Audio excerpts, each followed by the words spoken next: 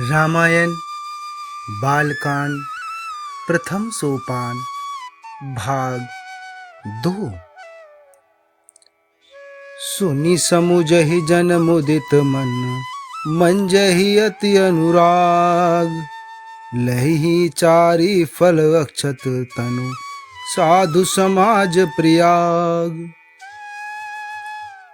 तुलसीदास जी कहते हैं कि जो मनुष्य इस संत समाज रूपी तीर्थराज का प्रभाव प्रसन्न मन से सुनते और समझते हैं और फिर अत्यंत प्रेम पूर्वक इसमें गोते लगाते हैं, वे इस शरीर के रहते ही धर्म, अर्थ, काम, मोक्ष चारों फल पा जाते हैं।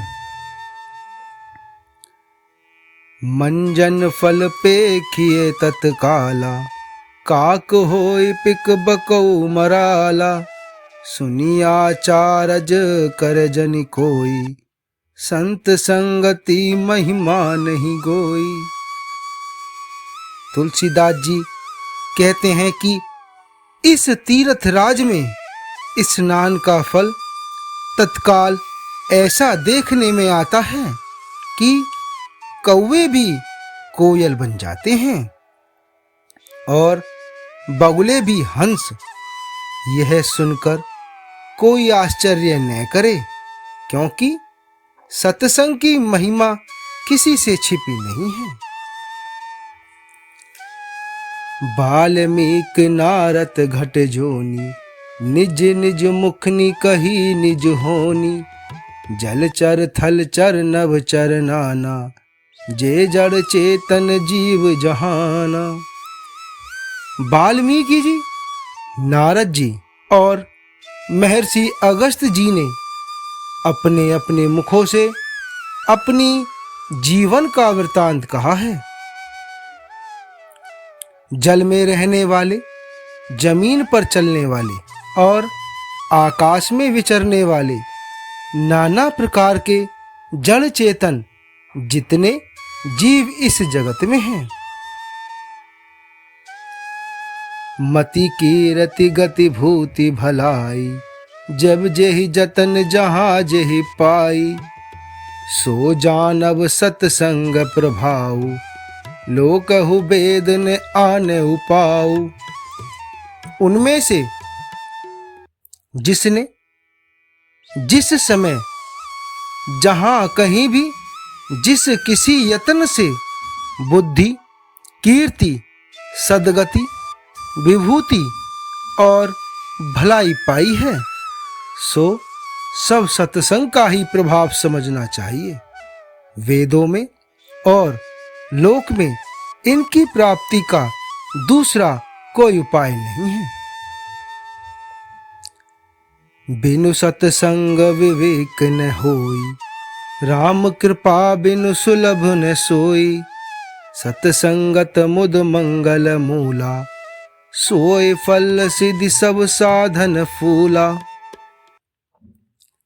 सत्संग के बिना विवेक नहीं होता और प्रभु श्री राम जी की कृपा के बिना वह सत्संग सहज में मिलता नहीं है। सत्संगति आनंद और कल्याण की जड़ है। सत्संग की सिद्धि प्राप्ति ही फल है और सब साधन तो फूल हैं। सट सुध रही सत्संगति पाई, पारस परस कुधात सुहाई। विधि बस सुजन कुसंगत परही, फनि मनि सम निज गुण अनुसरही। दुष्ट भी सत्संगति पाकर सुधर जाते हैं।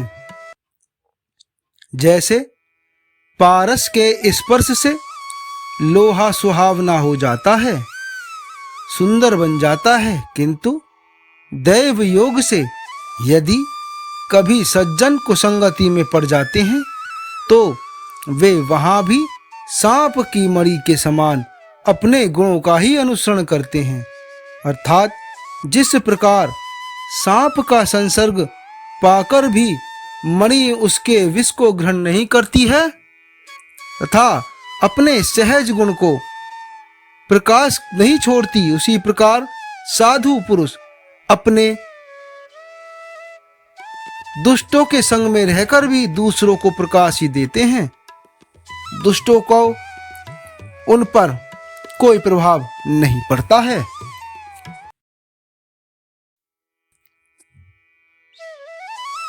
विधि हरिहर कवि को विद्वानी, कहत साधु महिमा सकुचानी। सो मोसन कहि जात न कैसे, साक बनिक मनि गुण गण जैसे। ब्रह्मा, विष्णु, शिव, कवि और पंडितों की वाणी भी संत महिमा का वर्णन करने में सकुचाती है। वह मुझसे किस प्रकार नहीं कही जाती, जैसे साग तरकारी बेचने वाले से मणियों के गुण समूह नहीं कहे जा सकते हैं। बंदौ संत समान चित, हितवन हित नहीं कोई।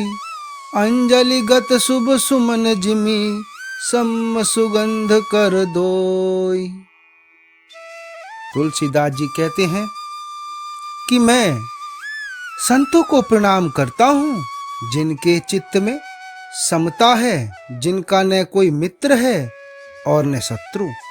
जैसे अंजलि में रखे हुए सुंदर फूल, जिस हाथ ने फूलों को तोड़ा और जिसने उनको रखा, उन दोनों ही हाथों को समान रूप से सुगंधित करते हैं। वैसे ही संत शत्रु और मित्र दोनों का ही समान रूप से कल्याण करते हैं। संत सरल चित जगत हित, जानि सुभाव स्नेहु। बाल विनय सुनि करे कृपा, राम चरण रति देहु।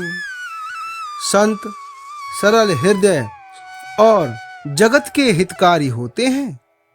उनके ऐसे स्वभाव और स्नेह को जानकर मैं विनय करता हूँ।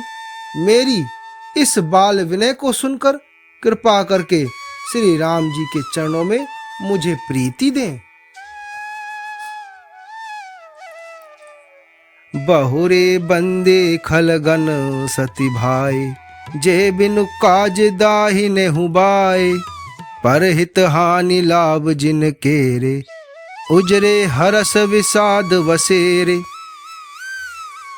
अब मैं सच्चे भाव से दुष्टों को प्रणाम करता हूँ, जो बिना ही प्रयोजन अपना हित करने वाले के भी प्रतिकूल आचरण करते हैं। दूसरों के हित की हानि ही जिनकी दृष्टि में लाभ है, जिनको दूसरों के उजड़ने में हर्ष और बसने में विषाद होता है।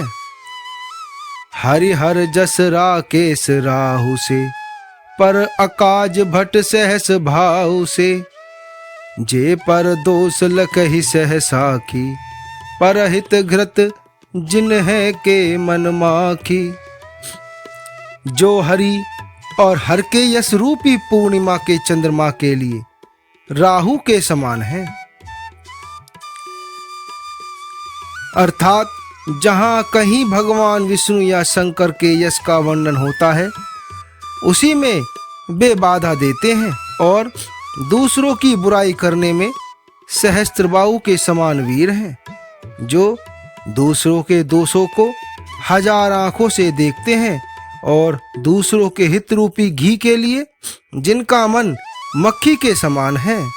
जिस प्रकार घी में मक्खी गिरकर उसे खराब कर देती है और स्वयं भी मर जाती है, उसी प्रकार दुष्ट लोग दूसरों के बने बनाए काम को अपनी हानि करके बिगाड़ देते हैं। तेज कृसानो रोष महिषेशा, अघ अवगुण धन धनी धनेशा। उदय केत समहित सब ही के, कुंभकर्ण सम सोवतनी के। जो तेज दूसरों को जलाने वाले ताप में अग्नि और क्रोध में यमराज समान हैं, पाप और अवगुण रूपी धन में कुबेर के समान धनी हैं, जिनकी बढ़ती सभी के हित का नाश करने के लिए केतु के समान हैं, और जिनके कुंभकर्ण की तरह सोते रहने ही में ही भलाई है। पर अकाज लघु तनि पर हरही, जिमि हिम उपल कृषि दल गरही। बदऊ खल जस शेष सरोसा, सहस बदन बर नहीं पर दोषा। जैसे ओले खेती का नाश करके आप भी गल जाते हैं, वैसे ही वे दूसरों के काम बिगाड़ने के लिए अपने शरीर तक छोड़ देते हैं। मैं दुष्टों को हजार मुख वाले शेष जी के समान समझकर प्रणाम करता हूँ, जो पराये दोषों का हजार मुखों से बड़े रोष के साथ वर्णन करते हैं। पुनि प्रणव पृथुराज समाना, पर अघ सुनई सहस दस काना। बहुरे शक्र सम बिनवाउ तेहि, संतत सुरानीक हित जेहि।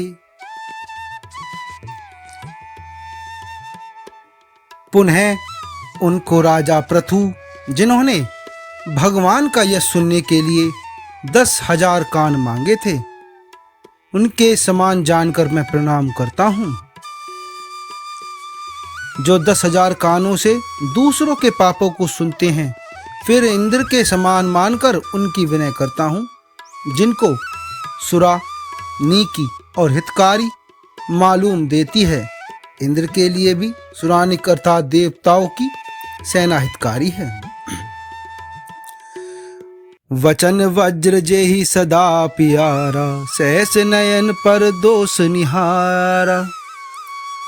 जिनको कठोर वचन रूपी वज्र सदा प्यारा लगता है और जो हजार आंखों से दूसरों के दोषों को देखते हैं। उदासीन अरिमित हित, सुनत जरहि खल रीति। जानी पानी जुग जोरी, जन विनती करई सह प्रीति। दुष्टों की यह रीति है कि वे उदासीन शत्रु अथवा मित्र किसी का भी हित सुनकर जलते हैं। यह जानकर दोनों हाथ जोड़कर यह जन प्रेम पूर्वक उनसे विनय करता हूँ। सियावर रामचंद्र की जय। आगे का भाग 3 में।